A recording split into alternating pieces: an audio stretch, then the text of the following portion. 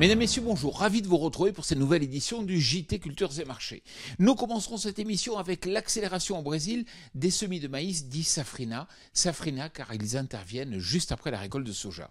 Nous évoquerons ensuite les conditions sèches et chaudes qui frappent l'Argentine avant d'anticiper quels pourraient être les emblavements de maïs en 2024.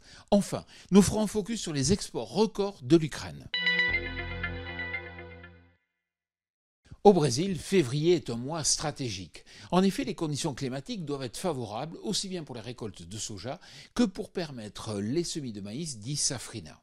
À ce jour, tout va bien avec 29% des surfaces emblavées dans le Mato Grosso, le principal état producteur, contre 16% l'an passé à cette même date. Il en va de même au Paraná avec 22% des surfaces semées contre 13% l'an passé. Ces conditions favorables pousseraient les analystes à l'optimisme pour la future production de maïs. Mais attention, l'annonce d'une vague de chaleur les ramène à plus de prudence et de réalisme.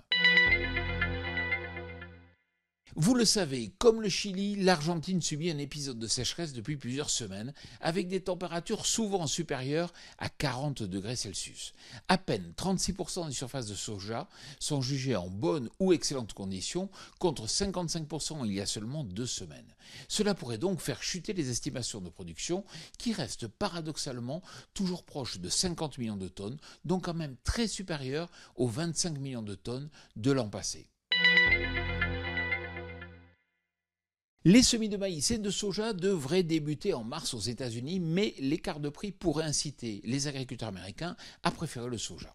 Les surfaces de maïs en 2024 devraient donc baisser de 38,3 millions d'hectares à 36,6 millions d'hectares, mais quoi qu'il en soit, les bilans s'annoncent déjà très confortables du fait de la récolte record de l'an passé, proche de 390 millions de tonnes, et des stocks de report au plus haut depuis 5 ans.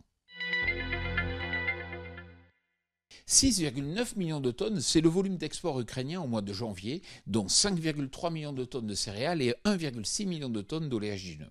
Le port d'Odessa a assuré le départ de 4,3 millions de tonnes en janvier, soit le deuxième plus haut niveau mensuel, après les 4,8 millions de tonnes enregistrées en décembre. L'accélération de ces exportations continue donc de mettre la pression sur les marchés agricoles. Voilà, le JT Culture et Marché, c'est terminé. Je vous souhaite bien sûr une excellente semaine.